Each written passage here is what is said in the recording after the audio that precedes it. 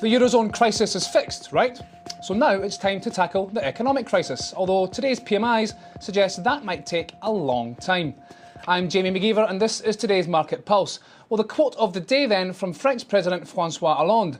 After late-night EU summit talks, he said, "I consider that the conditions to exit the Eurozone crisis are finally met, and from here we have to create the conditions to exit the economic crisis itself."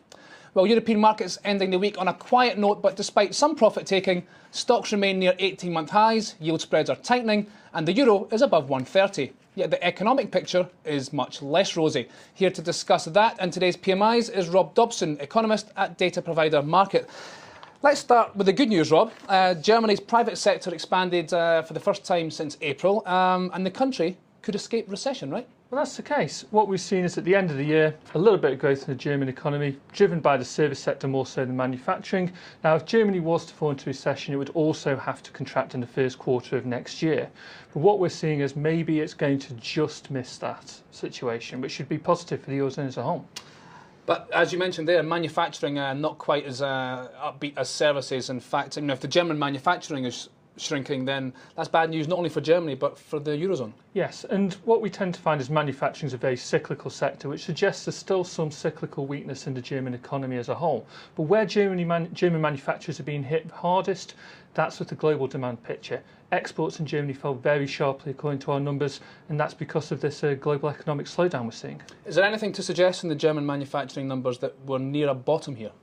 Well, we have seen those numbers, edge slightly up over the last couple of months. So that could suggest that it's coming back towards a stagnation point. But again, demand picture and the export picture is still looking pretty bleak, so it would take a bit of time on that score. Well, that's Germany. What about France, the Eurozone's number 2 economy? It's not looking much better there either, is it? It's the number 2 economy in terms of size, but it's not the number 2 economy in terms of performance at the moment. The French numbers from the PMI have been pretty dire over the last few months, and that's going to be a serious strain on the Eurozone as a whole, and really means that the recovery we saw in Germany is going to become much more of a one-pivot recovery on that basis. Now, economist Nouriel Roubini, a man not known for his optimism, he said earlier this week that France is headed for recession next year. Is that something that we're seeing from those PMI numbers too? Well, as I say, the French PMI numbers have been pretty weak over the fourth quarter, not coming into the first quarter next year with much momentum, and so that does put France in a direct position to potentially fall into recession. Yes. And just to round it all up, what do today's numbers do to your overall outlook for the Eurozone economy? Does it make you any more or less pessimistic?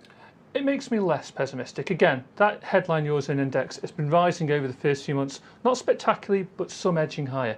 And that means that we could see the Eurozone possibly record some growth in Q1. But with the fiscal cliff, debt crisis talks ongoing, despite some resolution recently, that could derail any recovery we see. OK, Rob, thank you very much. One stock to keep an eye on today is Deutsche Bank, down 3%, meaning it's off more than 6% this week. This comes after police in Germany arrested 5 of the bank's employees for money laundering or obstruction of justice related to a carbon trading scheme. The bank could face a large fine, and earlier this week on Thursday, the bank said Q4 profit will be hit significantly by extra restructuring charges. That's all from us for now, but join Reuters every day at this time to take the pulse of the market. I'm Jamie McGeever. This is Reuters.